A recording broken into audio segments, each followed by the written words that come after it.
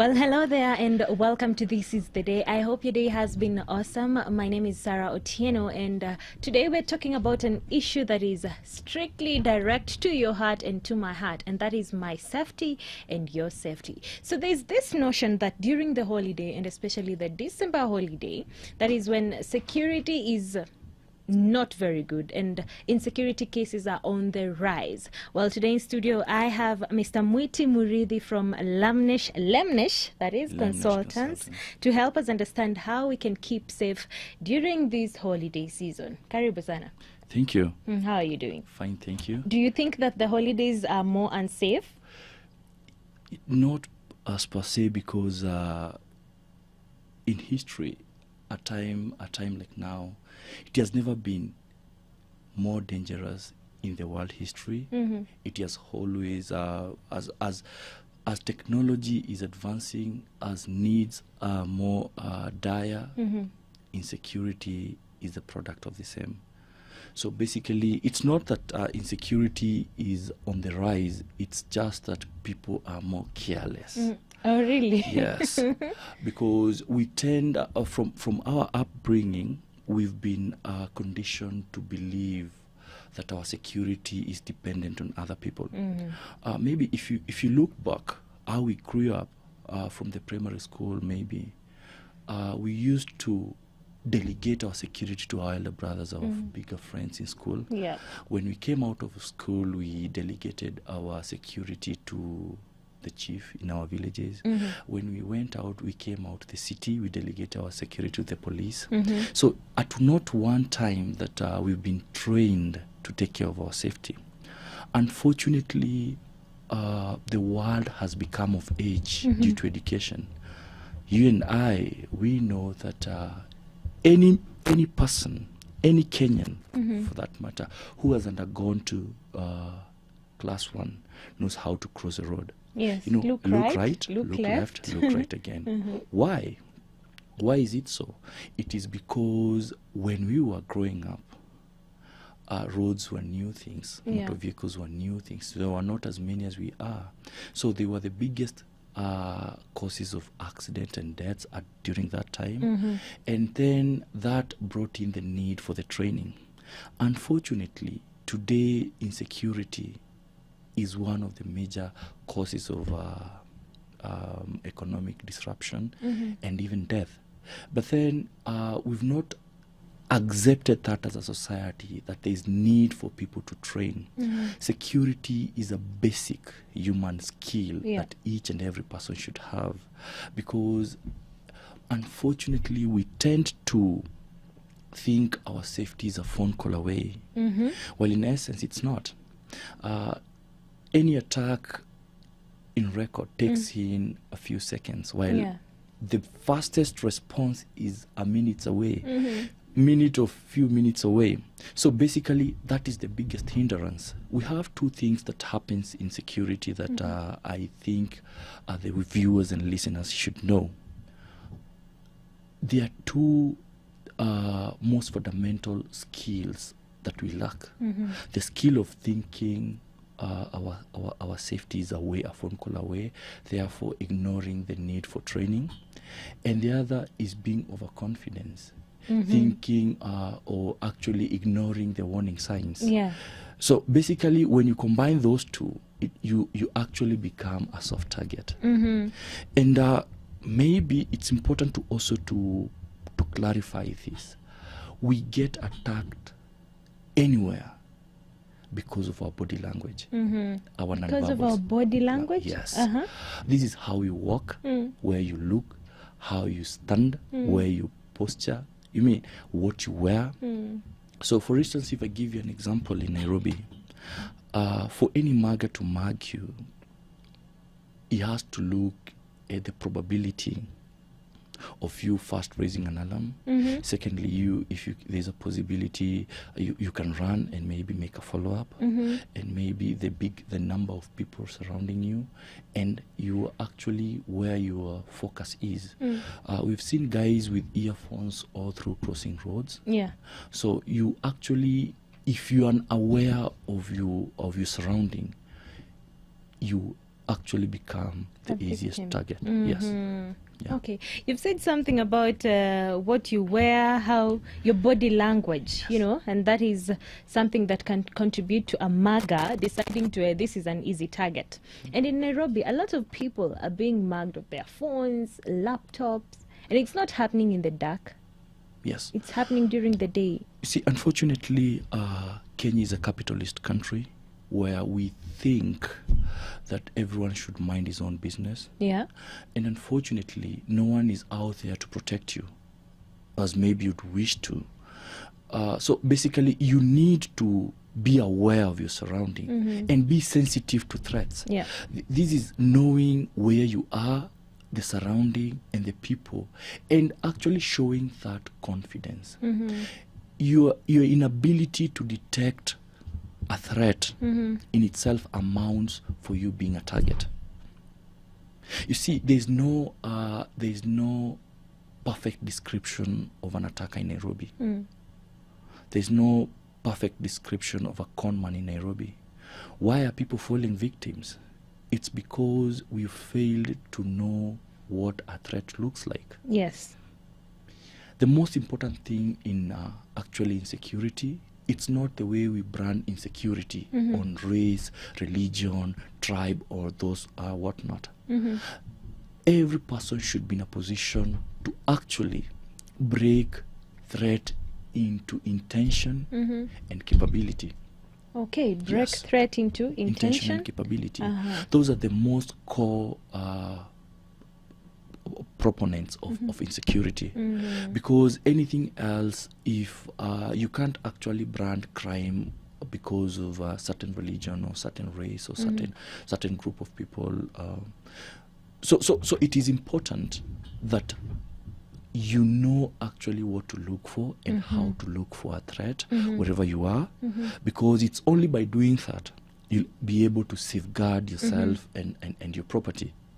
Okay, and we'll be looking at some of the ways to identify a threat in a few. But right now, at home, you know, this is a time where people are so many. Maybe in your home, you've gone to visit your grandparents, and you're so many. So home safety things, home safety ideas is what we should be on the lookout for.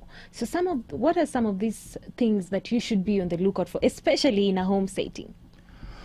So, maybe you've traveled. Yeah. We have 4 pillars of nonverbal communications. This is how you assess a human being. A human being is assessed on 4 principles: dominance, submissiveness, comfortable or uncomfortable. And then we have group dynamics. If you're in a group of people, this is how you identify how people relate. The proximity. And then we have a collective mood.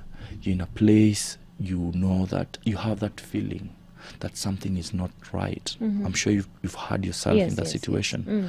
What normally happens is we are all born with that particular ability to evaluate our environments. It is inborn. Every human being is born with the ability to actually do that. Tell when you know that feeling too. Yes. And how do you get to that position? You get to that position from the age of 4 years old. Really? Yes. That's very young. Yes. This is anything that you hear, anything that you see, anything that you imagine, you've heard, done, and all that. Because our brain is divided into 3 aspects. The neocortex, which now is the analytical mind, the limbic brain, what keeps in the records of now what you've told, the movies that you've seen, such that our senses pick more information than our brain can process. Yes. So when you have that feeling, it's only that because you're not trained, you fail to actually decode and give the exact feeling of what you're feeling and give it exact meaning. But then your body and your brain has already picked on those frequencies. But then now, actually that's the difference between us and now the most trained people, in the most trained people that we hear about. Because to them, they've been trained to hone their thoughts and mind. Yes. So a skill that we're lacking So basically, if now you're on a home setup, I mentioned all that because that is the basis of now what you call profiling. Not the normal ratio profiling that you know. Yeah. Because in us, we can profile. For instance, every human being can profile through race, age. You can profile through race, age, and... religion? No. I'm saying the automatic. If you see a person, you can actually say, I saw he's white. So that's He was color. like 40. You can actually do that. And gender. Yes. So that is in us. We do that effortless. Yeah. But then we can go an extra mile because we give out precursor signs. Every human being, before he does anything or she does anything, you must give the precursor signs. What I talked earlier about the intention, this is what each and every person should be trained about. Yeah. How to read the intention. We certainly know what is good about ourselves. We know what is easy. We know what we like. Yeah. Because, for instance, if I give you an example, if someone comes and comes to your bubble, your personal bubble, if by chance you don't like him or her, you'll have to give yourself some space. That is so automatic. But then we fail now to actually concentrate on those small acts because everywhere we have signs. And for our success in security, you must be in a position to interpret human beings. That's simple. Okay. That's the core thing. Try to understand what they are thinking. Yes. You don't actually assume insecurity.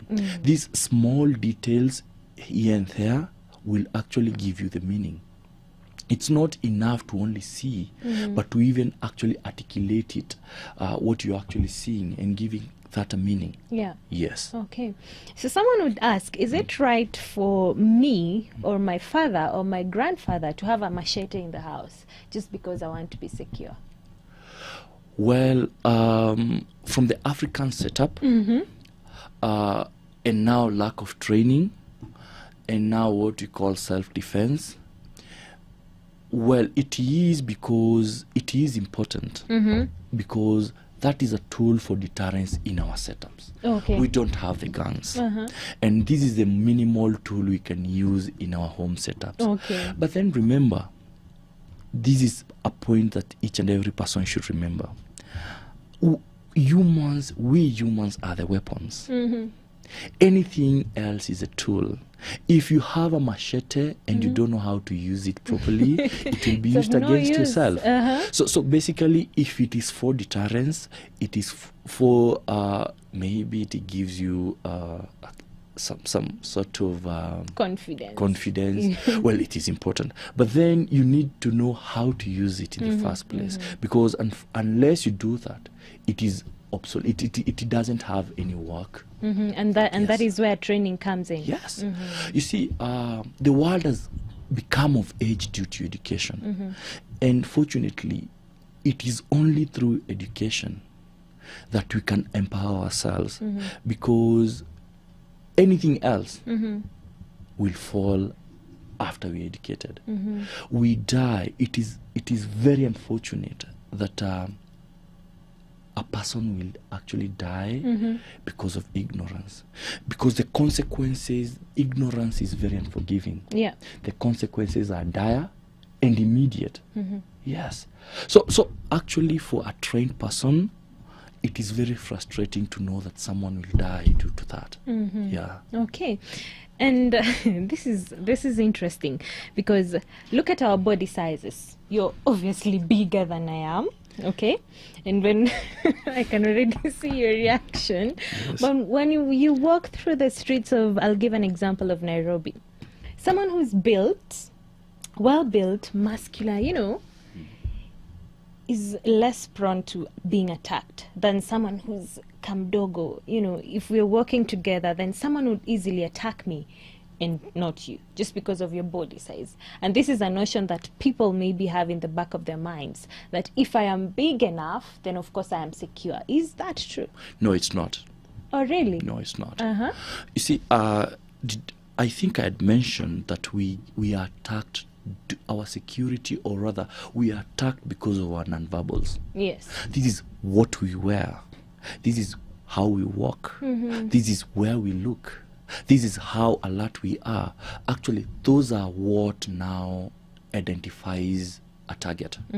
Every criminal out there is looking for a person in condition white. We have conditions, levels of awareness, actually, where if you're in condition white, that is, you are unaware of your environment, you obviously become an easy target. Yes, it is true, sometimes we have some advantages, whereby if my body is deterrence, well, it's one of the qualities that probably will be a deterrence. But then that alone cannot be used to say that I have an advantage over you. If I'm bigger than you, but I don't know what's happening around my environment, I have my focus is a bit disturbed, and I don't have, maybe I look like I can't even respond, because we have big people whose response time is nearly zero. You understand? So basically what I mean is we have factors that contribute to us being attacked. Okay. Yes, and one of them is situational awareness. If you don't know your environment and you seem not to care, that is, you ignore small warning signs, you're prone for attack. Actually, everyone is a candidate of an attack. It basically, the difference is the projection. How do you project yourself? Do you project yourself as a confident person who actually knows where he or she is going to and has that no-nonsense look? Someone who is actually looking around, or you just so you're walking oblivious of what is happening around you, so deep into your phone, definitely you'll get attacked. Okay. Yes. And there's this tendency that we have walking with our earphones and yes. listening to music. Is that wrong? That's a no. Not that is not only insecurity, but even now in a city like in Nairobi, we've had cases, multiple of them, where guys have been knocked by cars, by vehicles, because they were absent-minded because of the earphones. Someone hoot behind you, you can't hear, your focus is somewhere else, and you get knocked out. So it's a no in the city. There's no shortcut to that. Yeah. Yes. Well, bitter truth there. Yeah. So maybe here I am with my family and we're planning to go out, you know, not in the family and the home setting anymore. Now we're going to another environment. Yeah. So what are some of the do's and don'ts when going out? I'll actually package that in now the 4 pillars I had talked about. If you're moving out to a different environment, there is what we call the geographics. The geographics are basically you're in a foreign place where you don't know what's going around you. Yes. You look lost. If someone is watching you from afar, would definitely know you're lost. So there is minimal requirements that everyone should have when you're traveling to a different place or different setup. First and foremost, you should raise your awareness level. Definitely. That's a must, because it means that you're not in your safe haven. So secondly, you must be very, very alert. You must know what is happening around you at any given time. Why? Because from afar, someone can easily pick that you are you're not new. from that yes, area. You're not familiar to that area. So basically, in essence, it actually revolves again around you, how you carry yourself. You don't expect to be in a new place and then you're absent-minded in your phones like we were talking about, or rather asking everyone about your the directions and stuff. So it purely comes back now to you as a person. There's what I'll introduce to this show, an acronym that I've developed, which is the core thing in security. Just like crossing a road, look left, look right, look left again, right again. In security, it is important when you're in a place, you know the baseline behavior of a place. That cuts across even to human. You have a baseline behavior whereby if I know that baseline behavior, anything beyond that, I know it's an abnormality. Yeah. Right? So if you're in a foreign place, may it be a church, may it be in a mall, may it be anywhere, the first requirement is you need to scan the place. For what? For the baseline behavior. Okay. Then, and only then, you'll know the abnormalities. Because you need to ask yourself, what is going on here? What will make someone stand out? And then lastly, you need to ask yourself, what will I do about it? Now, the decision, after you've realized something could be amiss or something is not right, what plans do you have? So basically, deeper, we have what we call an hasty search. An hasty search is the minimum requirement of what you do when you come to a place. You're in a bank. How fast can you tell an abnormality from what the issue thing is? So if you're in a foreign place, it is important to know the baseline behavior of a place, so that it's only that you'll pick the abnormality of a place and then have a plan.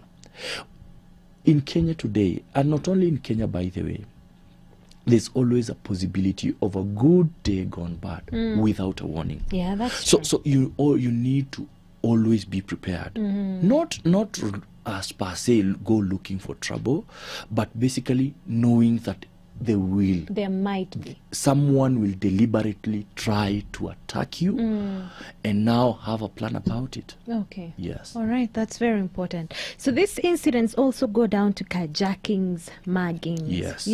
And what are some of the things you talked about, the warning signs that someone should be on the lookout for? Yes. So take us through some of them.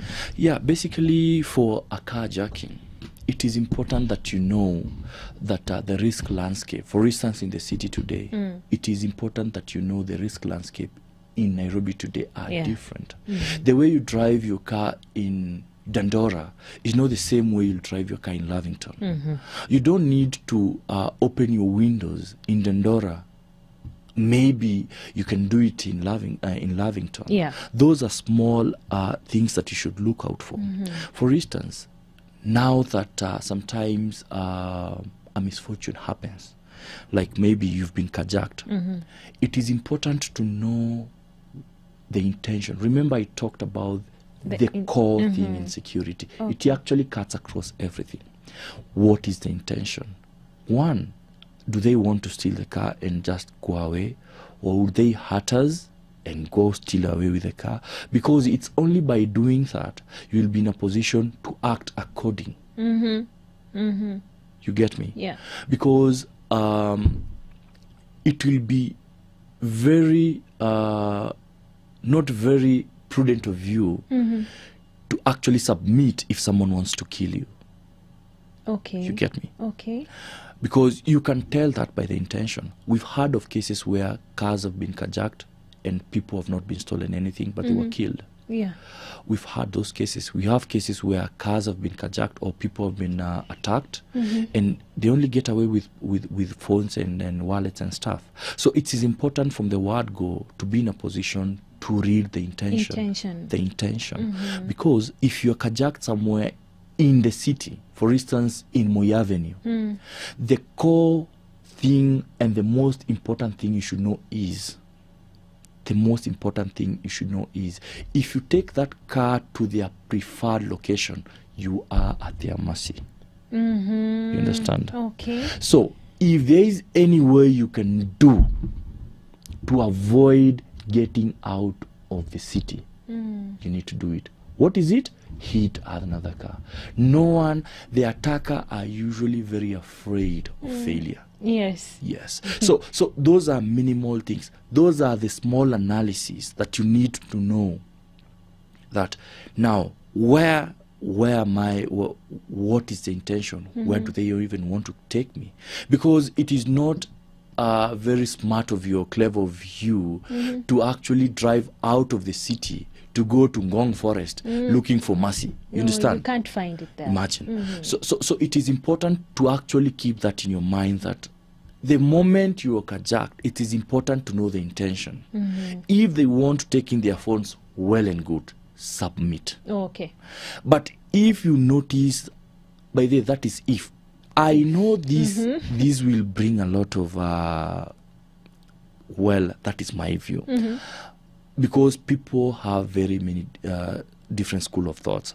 But from what I know, no attacker comes out of his way not having planned the final outcome. Okay. Yes. Okay. Because apparently, I think I need to talk about this. In any attack, we have a cycle that must be followed. For an attack to be successful, there has to be a cycle. Yeah. This is despite the complexity of the attack. The way we plan, the way an attacker would plan a terrorist attack is not obviously the same. Now, depending on time and resources, the way someone would plan to steal your phone. But then remember, they have the same cycle. They start first by target selection. Now, among the 5 people, who looks weak here? He's the person that will attack. Then they do what we call surveillance. It's not a common name, but we need to know what it is each and every day. That is the foundation of intelligence gathering. What will on target selection, they've identified this the target, and then this is what we'll do. Because you can only find yourself as a victim. Sometimes you may find yourself as a victim due to circumstances, but then at the back of your mind you should know that you are part of a cycle that is ongoing and must be completed. You understand? Because unfortunately we get attacked as per the attacker. Yeah. This is how, when, and where. This is he'll actually decide on how to attack you, where to actually attack you, and using what particular equipment. Okay. So in an instance of carjacking, this particular instant, there are 2 things you can do: submit or fight back. That's simple. Because when there is need for fighting back is when that you've actually decoded the intention of these people won't be good for you. We've had cases of people being killed, taking yourself to your death, not knowing, thinking you'll get mercy. You understand? Because it is important to know that if whoever who has carjacked you is subject to what we call persistent surveillance. Yeah. Yes. Okay. Yeah. So if I'm getting you right, all this comes back to understanding the intention. Yes. Okay. And the human behavior. Just that. But the security is not as complicated as it seems, because like I told you, anything that we do in security, the choppers, the guns, the submission, whatever the tools, those are tools to be used by a human being. Okay. So we should focus on the human aspect. Anything else is a tool that will be used by this human being. Yes. And when you're focusing to the human being, you focus on the behavior, the precursor signs that we give when you want to do something. Because we call it an ABC. They're called ABCs of behavior. Every behavior has a consequence, and every behavior has an antecedent, a motivation behind it. You get me? So you'll be even surprised that it's through body language that we even get to meet our spouses. Yes, Body that's language. True. So it cuts across anything and everything that we do. It is important for any success. If you want to succeed in money, if you want to succeed in your own personal safety, if you want to succeed in anything, you need to be in a position to interpret a human mind. That's the most important thing. Yes. All right. Thank you. Continue sending in your questions. We'll still be looking at some of the things that you're supposed to be on the lookout for to avoid such cases of insecurity. And of course, during this holiday period, just make sure that you are safe, because we all want to cross over to the next year peacefully and being okay. The questions come through the number 0786 316 316. That is the WhatsApp number, and the SMS line is 20316. Well, Mr. Mwiti. We talked about having your earphones in town, and someone is asking, how about having them in a matatu? You know, just listening to your music. You're in a matatu, or you're not walking in the streets, so is it safe? Basically, I would want to say that we use our senses, all the 5 senses, to ensure our safety. So if by any chance one of the senses is not as functional as it should be, you're becoming more prone to any attack. For instance, if you are in a matatu, as like maybe as the listener has just said, you don't, if it is a must that you need to listen, just use one, only when and only when you're in that matatu. Because if by any chance your listening capability is compromised and maybe you're distracted in any way, you automatically becomes a target. So that means when I have both of my earphones, someone might be calling me. Yes. And I don't even hear. Yes, and maybe someone want to point out something is about to happen. Like I mentioned about accidents in town. Someone has someone is hooting to you to maybe pave way, but you're not in a position. Or maybe someone wants to alert you of someone trying to steal from you, simply because your listening ability is compromised, and maybe you're carried away by what you're listening to, making you unable to actually comprehend what is happening around you. You automatically become a target as well. So it is important that we try as much as possible not to use earphones while we are maybe in and around the city. I would wish to say it is important to be safe than sorry. Yes. And about phones, sometimes I feel like we just expose ourselves. You know, you're walking in a street where you know is not very safe and you flash out your phone. So that means you're exposing yourself to the MAGA or to the attacker. Yes, we know Nairobi has been classified. Yes. We know the hot spots of Nairobi. So you see, ignorance in itself won't exempt you from being attacked, by the way. So if anything, we know we have people today in Nairobi who are very desperate, and it is important to always remember that you have something someone wants, and they'll stop at nothing than to get it. So it is important to always be on the lookout and know the need of you being safe from the word go, because it is not, your security is not as per se dependent on what you do maybe, but sometimes it also, your security is dependent on the actions that you take when faced, the actions you take or fail to take when faced with a challenge. So it is important to know on the actions to take prior, because always when you react to an attack, it means you're on the receiving end. It means you failed to see the precursor signs that I talked about. It means you are at the mercy of this particular attacker, and that's why we include sometimes we call the mercy of God, but we failed ourselves. Yes. Because I would want to put it this way: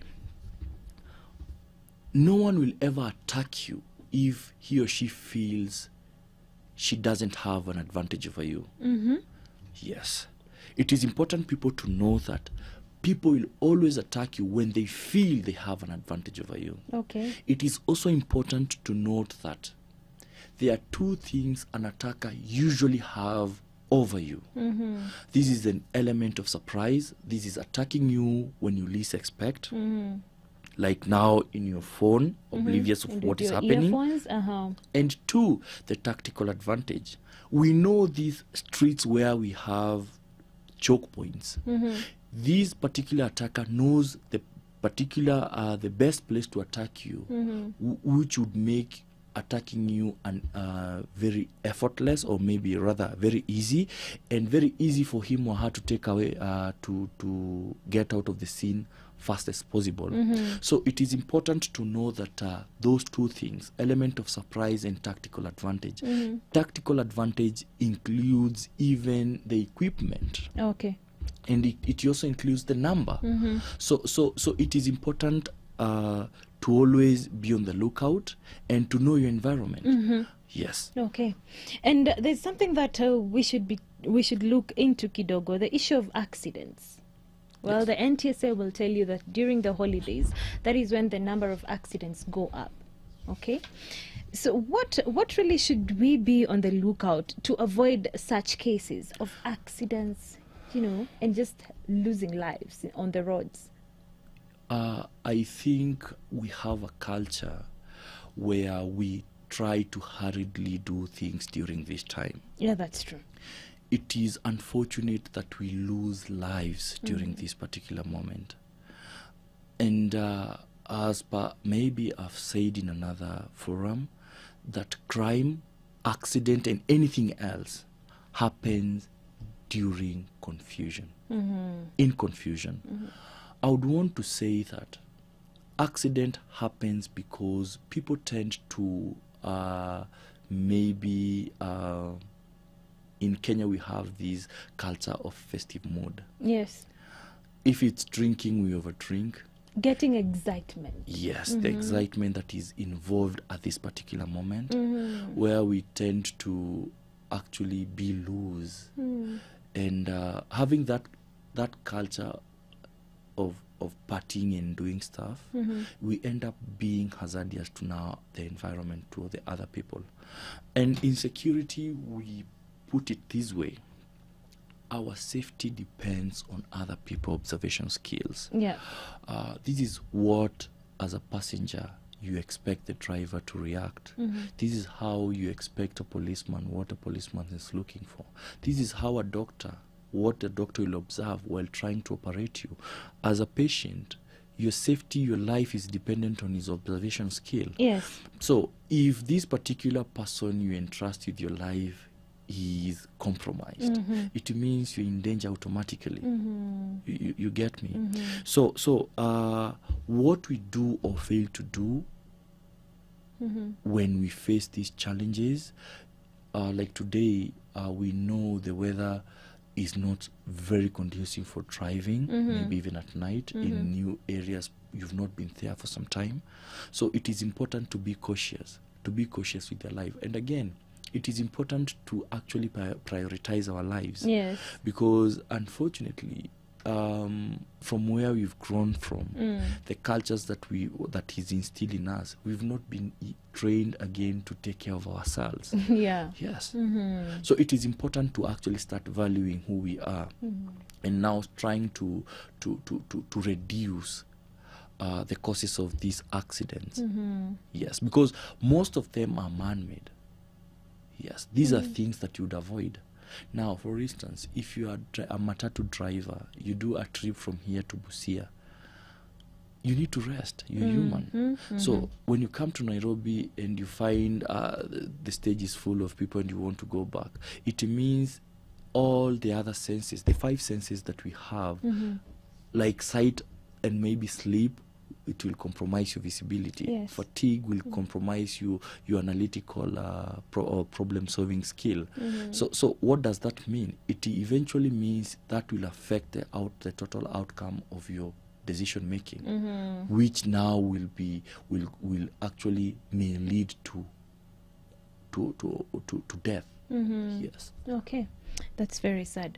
Well, I cannot leave this studio without you telling us on how we should behave. You talked about knowing the intention and our body language. An attacker will know your body language and know when to attack and all that. So how should I, as a person, apart from being alert, not having the earphones, just generally, how should I behave to prevent such cases? Yeah, basically, what we do in behavior is what we give out. People respond to what we give them. Yes. People interpret our body language to what we give outside. So basically, the most obvious thing is showing confidence. Yes. Showing confidence and you knowing that bad things will happen, and it's you to see them earlier for you to prevent them. So it's basically not taking chances, because you see that taking chances of situations lead us to very compromising situations. Yes. Okay. So I should not also put myself, if I'm getting you correctly, I should not also put myself in an environment where I know it's very much unsafe for me. Sure. Why would you subject yourself to a place that you know definitely something will happen? If by any chance you get... See, I'll want again to go back to the example that I gave of the landscapes in Nairobi, the way people behave in Nairobi. We have hotspots in this city. Yes. Why would you find yourself drunk in a place that you know it's an hotspots of crime? It basically means you need first to know your environment for you to make other decisions that need to follow. Because no doubt someone is out there looking for your weakness in order to attack you. Yes. Okay, well, thank you so much for educating us today. It has been an awesome show, and I hope you have learned too. Okay, you are the expert, but... No, I'm not an expert, by the way. You see, security is something that you learn by the days. Like, I would want to actually tell you what happens in security is not... it's not monolithic. Yes. It's not anything that you can actually do and finish or read and actually complete, because we have new challenges. We have new challenges emerging every day. Yes. So it's upon ourselves. Like, for instance, technology, as much as technology is so good to us, it is also very, very... The enemy is using the same technology to get to bypass us. To get to us. So it is important we accustom ourselves to learning new things, new emerging threats, and how to tackle them. Yes. Well, thank you so much. And Thank I you. hope you have learned a lot. Have yourself a lovely evening, Mr. Thank you. Muiti. And you, please, make sure that you are safe as we wait for the next year. And of course, keep yourself safe, and those around you, beware of your surrounding. And one thing that I have learned is that you should know the intention. Then from there you will know how to tackle it. Thank you so much for tuning in to This Is The Day. My name is Sarah Otieno, and have yourself a lovely evening and a blessed night.